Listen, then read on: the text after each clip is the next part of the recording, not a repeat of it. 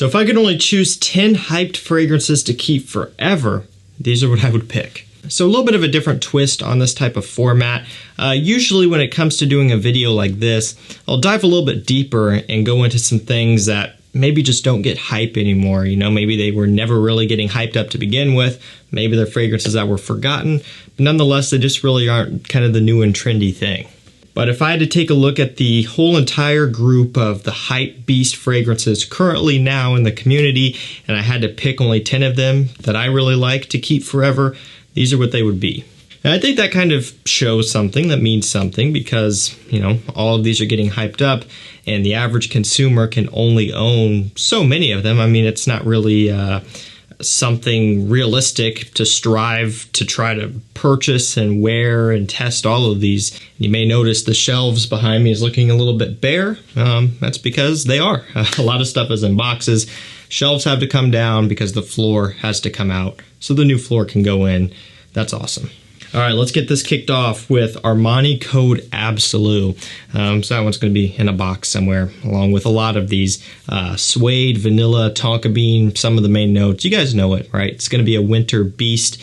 It's one that really kind of caught on as soon as it first came out. I mean, it didn't take long for the hype to build behind this one.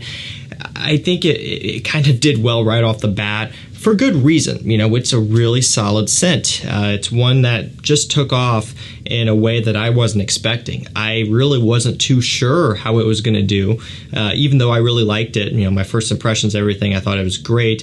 I was kind of like, yeah, I don't know how well this one's going to do. Fast forward a good couple years later, it's done very well. It's a strong performer. It's a parfum concentration, I believe, or EDP parfum, one of the two, and it's a scent that I really enjoy. It's smooth. It's a little bit more grown up compared to Armani Code Profumo, which came before it, quite a few years before it.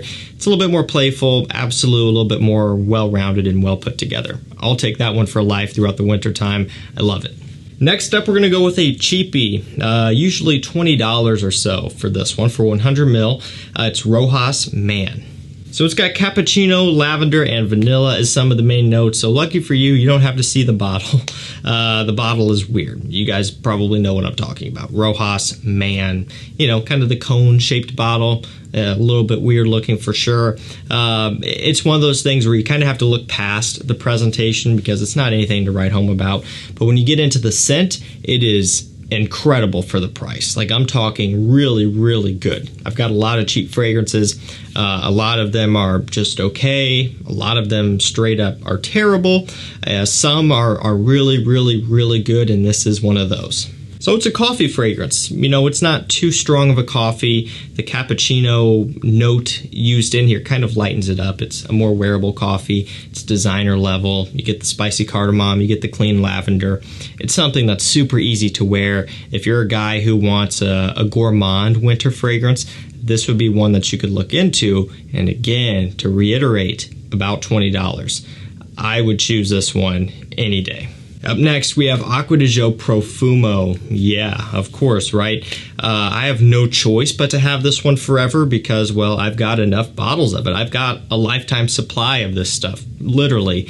You guys already know the note breakdown as well. C notes, incense, patchouli. It's Acqua di Gio Profumo, right? It's, for me, still probably my favorite flanker. I love the new Eau de Parfum. I love Profondo. Back in the day when Essenza was around, really loved that one. Still do love it, but you just can't buy it anymore. And the point is, they've had a lot of really good flankers, but now, after having all of these, after testing all of these, Profumo still has my heart. I love the smoky aspect of it. You know, it takes it to the next level. It gives it more dimension, more depth, a little bit more of a richness. You know, instead of just being an aquatic, and don't get me wrong, I'm not disrespecting Acqua di Gio, the original. It's a beast. It's a masterpiece. It deserves all the success that it had. But at the end of the day, it's still an aquatic scent. Having that extra layer of depth and dimension and complexity really drives it home. Has a bit of a smokiness, a little bit of a mysterious aspect. The patchouli giving off a little bit of a masculine woodiness. It does everything right. Not to mention this one is a parfum and it is a very strong performer on me, both old batches and new ones. We're gonna go with a niche fragrance up next. It is ROJA Parfums ELYSIUM, and We'll go ahead and get a bottle going for this one because I haven't packed up really any of my niche yet. I got to be a bit more careful with those. There you go, ELYSIUM. Love it. Always have, always will. Now, was I contributing to the hype on this one? Probably so, although to my defense, my channel was much smaller back when I first got this one and I was going crazy over it. I still love this fragrance. My passion for this one has not died down compared to when I first got it and I was making videos on it, but I have kind of backed off on talking about it all the time. I understand that gets old, that gets boring. I'm sure you guys would do the same thing. If you have a scent that you're passionate about and that you love, and you have a channel, you have an outlet, you have a voice to share that with, you'll probably be talking about it all the time as well. I mean, that's just kind of how it is. But, you know, I understand that I have to do my my part in bringing you guys new, fresh stuff, and I also have to understand that not everyone wants to spend $290 retail for this one, $240, $250 on discounters for this one. It's a lot of money. It's got grapefruit, blackcurrant, lemon, ambergris, a whole bunch of citrus, a whole bunch of fruits. But at the end of the day, it is a masculine, clean, fresh, modern, kind of blue fragrance inspired or blue fragrance style type of thing. It's what this one's all about. You know, it has similarities to, not even similarities, but it kind of fits in a similar category to the Bleu de Chanel's, that sort of thing. But it smells different than all of the other blue fragrances out there. You know, it really is kind of one of a kind. That's what I love about it. Another one that I have multiple bottles of, I've got a couple of the Parfum. I have a few of the Parfum Cologne. I've purchased this one. I've spent my own money on it. Like, this is the real deal for me. This isn't me talking about it because I got it for free. This is me having a true passion for this stuff because I just love it and always will. We're going to go over to another mid-range scent. I was going to say cheapy, but I had to catch myself because unfortunately this brand is no longer in the cheapy category. And that's the brand of John Varvatos, and this one happens to be vintage. Tobacco, suede, rhubarb, balsam fir are just a handful, just a sprinkle of the notes. I have a ton of notes for this one. And yeah, at one point, what was it, $30, $35 you could get the 4.2 ounce bottle sizes for. Now you're looking mid-40s, low, mid-50s on some of them, upper 50s on some of them at some times. Prices do go up and down, but they have been trending up and kind of staying more in that mid-range price now. I still think they're worth it at that price, but not really cheapies anymore. Vintage is a big-time hype beast. You know, when you think of John Varvatos, you probably think of Vintage, Dark Rebel Rider, like Artisan Pure, maybe the original Artisan if you've been around for a while. You know, those are kind of the main hyped ones. But Vintage is kind of the one I wanted to focus on just for something a little bit different. Haven't talked about it in a little while, but I do really like it a lot. I think it's fantastic.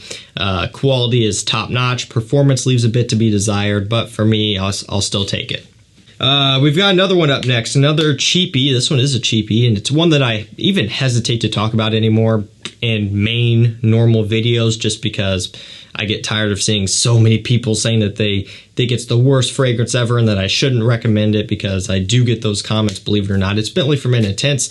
It's got incense. It's got, rum. What else do we got? Incense, rum, woods, leather, cedar wood. A whole bunch of woods, a whole bunch of smoke, a whole bunch of rum. It kind of has a little bit of a churchy smell to it. You know, people say it smells like an old person, a grandpa, a church, who knows what else. And I can see that. The incense in here is nothing to kind of turn your eye to. I mean, it's strong stuff. Strong fragrance in terms of performance, but also just the smell. Like, it hits you. It packs a punch. It's potent. And not everyone's going to like it. No matter how well you try to describe a fragrance like Bentley for Men Intense, or like, I don't know, Gucci Guilty Absolute, or any other strong fragrance, Ancre Noir, Élan Extrême, or something along those lines, even the original Ancre Noir, no matter how hard you try to describe those, you still get people who rush out and try it and hate it because they probably aren't listening and they don't realize, like, yo, actually, this stuff is challenging. And if you're coming from a collection of 5 fragrances, all aquatics and freshies, that's a big jump. But nonetheless, it's a cheapie that I would still keep for years to come.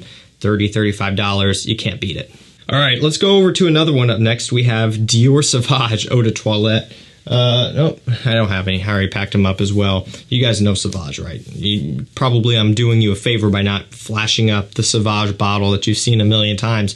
The Eau de Toilette, I would keep this fragrance for life. It sounds crazy. People probably don't believe me for whatever reason, like I would lie about that. For real, Sauvage. I like Sauvage. I have multiple bottles of it. I have all the concentrations, and I wear it. I enjoy Sauvage. It's a good performer on me. It's very versatile. My girlfriend loves it. You guys know the drill. Bergamot, black pepper, ambroxan, all of that good stuff. I like it in the summertime, the Eau de Toilette version. I think it smells great, it works great, it performs strong, and now that we're kind of in that time, it's one that I like to break out. Love the atomizer. It's just one of those package deals where it smells great, the bottle looks great, it has a luxurious kind of feel when you apply it because of the atomizer being pressurized and putting out a big cloud. It's just one of those things that does everything really, really good, and I understand why it's so successful. Let's go over to a Versace. This one is Versace Man Eau Fraiche. So do you guys remember when this one was all over the place? It just feels like last year that this one was making every single top 10 summer list, making a whole bunch of talk all over the place, and now it really isn't. Now, granted, that probably was the better part of 5 years ago at this point when it was at the peak, you know, just before it started to slow down, where it was really being hyped up, even though it came out before that. Still, you know, it's one that has started to decline, and it's a normal thing. I mean, there are some fragrances out there that have been out longer that haven't done that, but you don't have that often. I think if Versace would pivot a little bit, work with us, please, and focus a bit more on the Pour Homme line and the Eau Fraiche line, and maybe now take a break from the Eros line, I think they would be doing a lot of us a favor. I would like to see another follow-up to Versace Man Eau Fraiche. I would like to see another flanker to Dylan Blue. Give us a parfum of Dylan Blue. Give us another Versace Pour Homme flanker, whether it smells similar to Pour Homme or Dylan Blue or Oud Noir or not. Focus on those lines. You know, they're going to start to fizzle out, and that's kind of what's happening here with both of them. Dylan Blue even, it's going to kind of start slowly declining because now a lot of the other blue fragrance lines, Sauvage, Bleu de Chanel, and a few other ones have flankers, and people could talk about those, and it keeps it alive. Dylan Blue doesn't. Versace Eau Fraiche doesn't. I digress. Eau Fraiche is a great musky, citrusy scent. It's very Mediterranean smelling. You know, it smells like vacation, smells tropical. It's one of my first fragrances ever, and I'll still keep it for life. Second to last fragrance, we have Ferragamo UOMO Signature. So we've got tonka bean, leather, and coffee as some of the main notes. Another one of my favorites. Very sweet, but although not as sweet as the original Ferragamo UOMO. So that's what I like about it. I love the coffee note in here.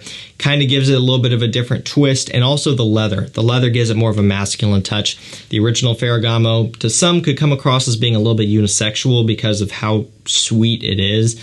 Literally, one of the notes in the original is sweet notes. They just went ahead and generalized it because it is so sweet from opening to dry down. They're like, hey, they'll get the point here, and it does come across for sure. So Signature tames it down a little bit, brings it back down to earth a bit, and it's a bit more wearable to me overall, and I really like it. Last up for this one, we have Hugo Boss Reversed. Yes, Hugo Boss Reversed.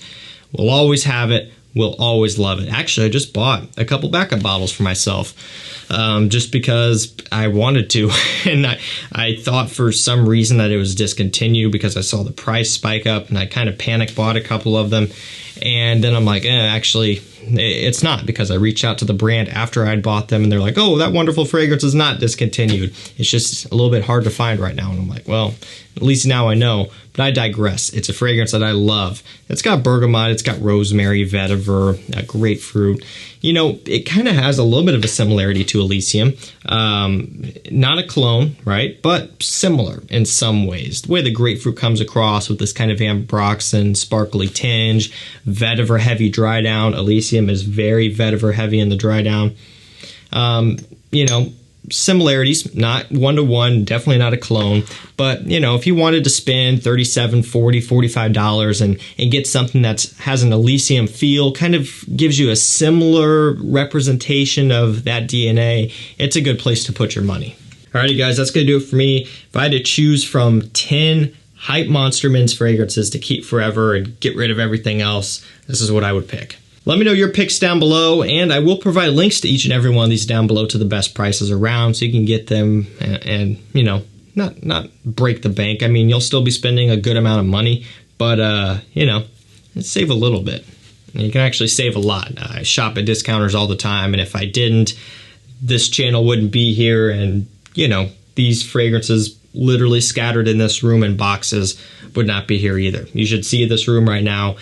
It's pathetic. Alrighty, thank you so much for watching. Stay safe, stay healthy. We'll see you tomorrow with another one. Take care.